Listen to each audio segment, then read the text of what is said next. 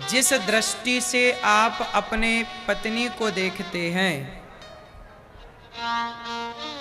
क्या उस दृष्टि से आप अपनी मां को देख सकते हैं?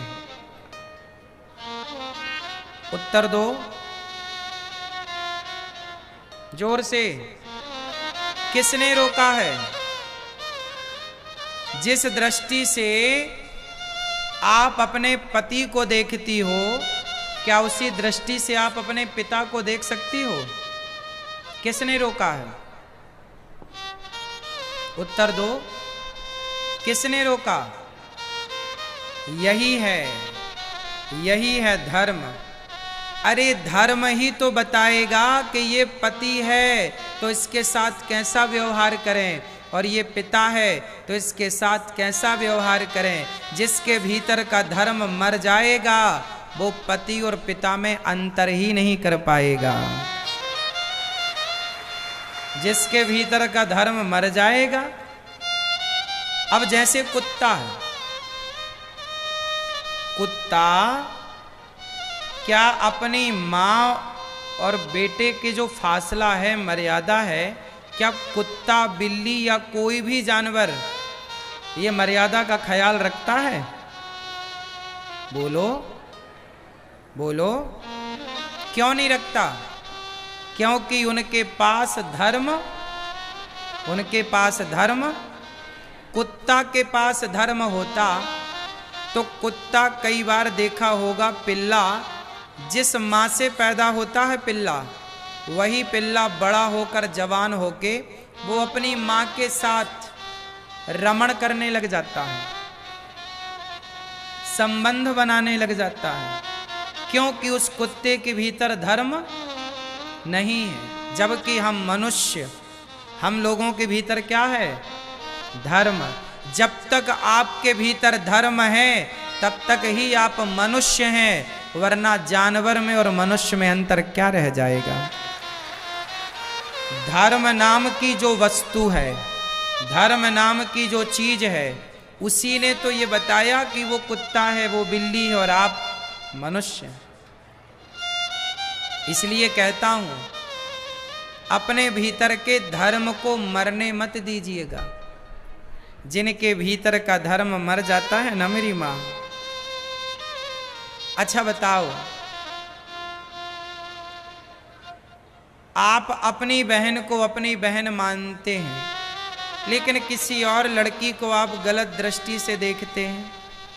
आप अपने भाई को अपना भाई मानते हैं, पर किसी और लड़के को आप गलत दृष्टि से देखते हैं। ऐसा क्यों होता है? अच्छा ये बताओ, रावण ने राम की पत्नी को सही दृष्टि से देखा था कि गलत दृष्टि से देखा था? उत्तर दो। रावण ने सीता मां को सही दृष्टि से देखा कि गलत दृष्टि से? हाँ, गलत था ना। किसी पराई औरत को चुराना, अब उसकी दृष्टि ये हो सकती है रावण की कि वो सीता मां को इसलिए चुराया कि उसके लंका का कल्याण हो जाए।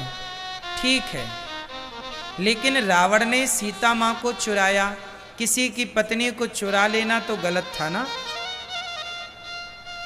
आप इसे सही कह सकते हैं?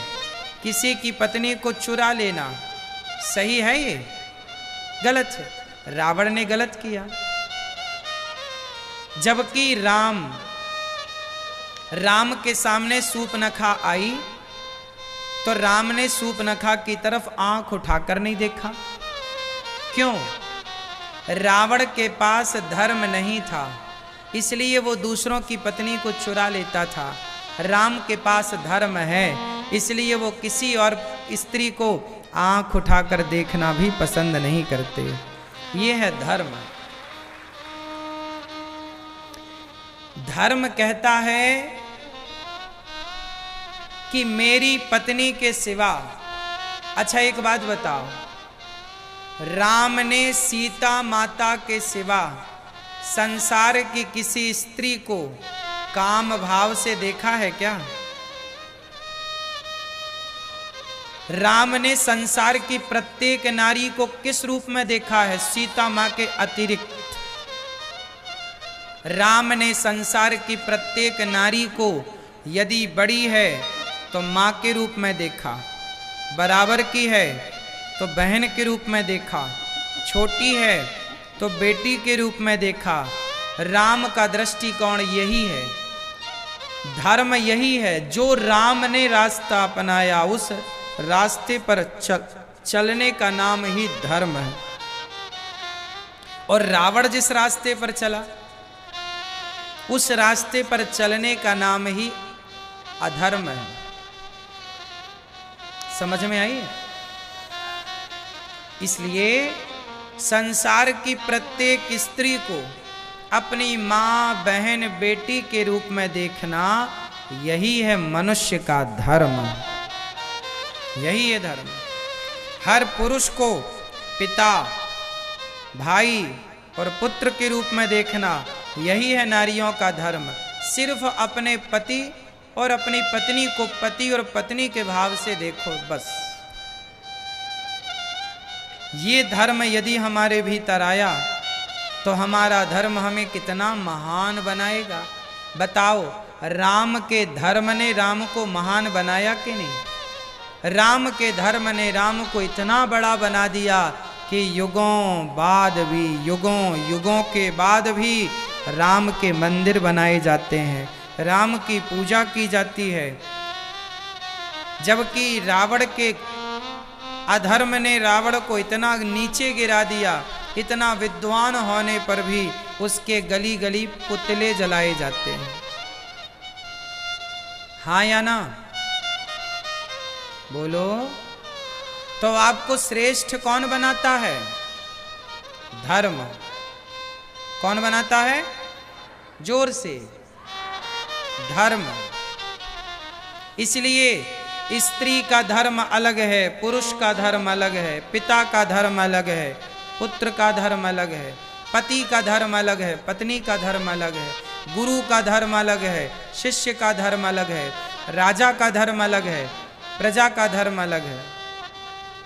सबके धर्म की बातें। बताओ, पिता का धर्म क्या है? पुत्र का धर्म क्या है?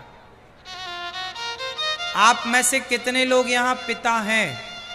जो पिता बन चुके हैं वो अपना हाथ उठाएं।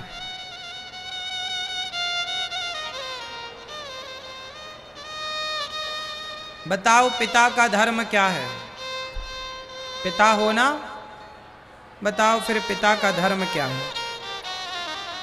पिता का धर्म क्या है? यदि आप अच्छे से पिता के धर्म का पालन कर लें, आप अच्छे से पुत्र के धर्म का पालन कर लें, आप अच्छे से पत्नी के और पति के धर्म का पालन कर लें, तो आपका घर घर नहीं स्वर्ग बन जाएगा मेरी माँ। धर्म ही स्वर्ग बनाता है, धर्म ही आपका उत्थान करता है। धर्म को ना जानने के कारण आज समाज में दुर्दशा हो गई, समाज की, लोगों की दुर्दशा हो गई, क्योंकि लोगों को अपने धर्म का ज्ञान ही नहीं है, पता ही नहीं है कि हमारा धर्म क्या है। पिता का धर्म क्या है? पिता का धर्म है कि वह अपने पुत्र को इतना अच्छा पढ़ाए, इतने अच्छे संस्कार दे कि उस बच्चे को कभी किसी के आगे हाथ पसारने की जरूरत ना पड़े। आपका बेटा इतना योग्य बने, इतना लायक बने कि आपके बेटे को ससुर जी से गाड़ी ना मांगनी पड़े। ससुर जी 4 चक्के की गाड़ी चाहिए,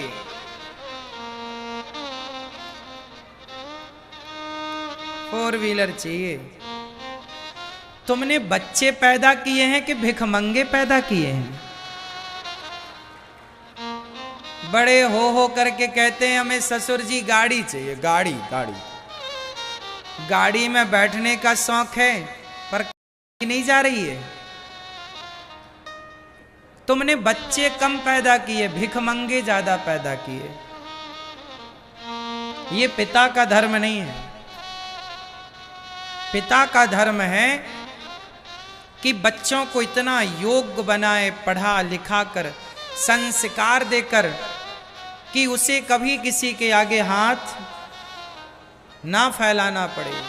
बेटा, जो सपने देखना अपने बलबूते पर देखना, अपनी मेहनत से देखना, या फिर सपने ही मत देखो।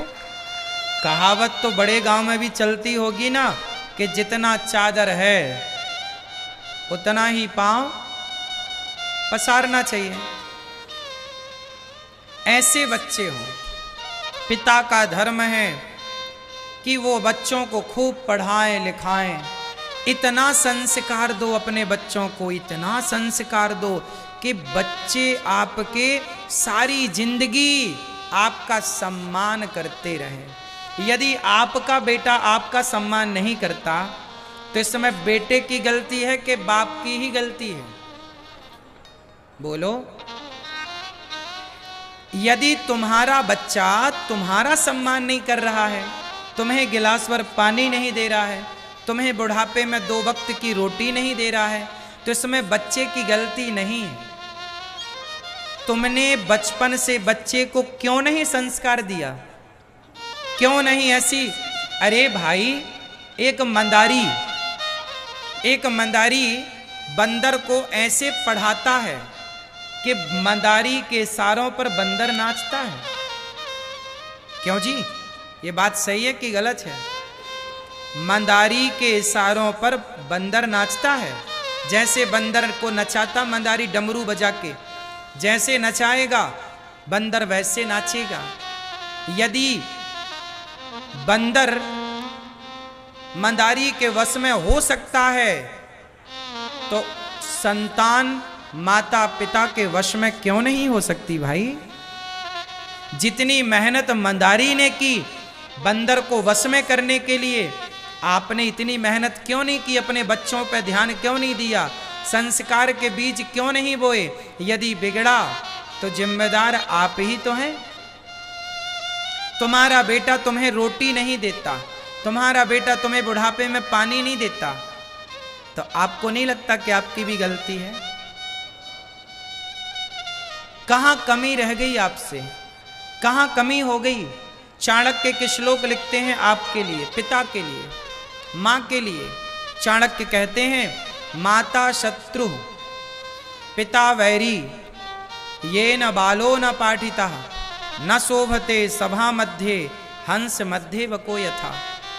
जैसे हंसों की सभा में कौवा शोभा नहीं पाता, जैसे हंसों की सभा में कौवा शोभा नहीं पाता, ऐसे संस्कारियों की सभा में, संस्कारवानों के बीच में कुसंस्कारी गलत व्यक्ति शोभा नहीं पाता।